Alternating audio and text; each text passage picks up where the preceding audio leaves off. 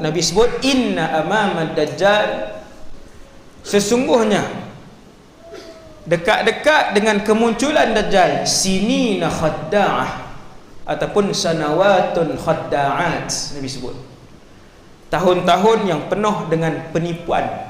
Viral lah cerita bohong apa pun, cepatnya manusia-manusia yang tak ada iman untuk kongsi dan sebarkan cerita tersebut. Satu pembohongan dikongsi, Nabi sebut disebar sehingga memenuhi ufuk timur dan barat. Berlumba-lumba untuk membuat pembohongan. Tak payah bincang luar negara lah, yang dalam negara pun banyak. Apa antara sifatnya lagi? Nabi sebut orang yang bercakap benar akan dikatakan penipu. Orang yang penipu akan dikatakan bercakap benar. Orang percaya benda yang tipu dan orang dustakan benda yang benar. Ini zaman.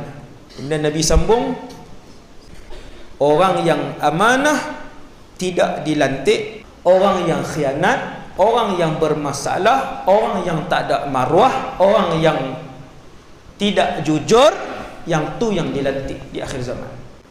Dan Nabi sebut akan bercakap banyak ketika itu ar-ruwaibidah, lelaki-lelaki bodoh yang tak cukup ilmu tetapi bercakap dalam urusan orang ramai.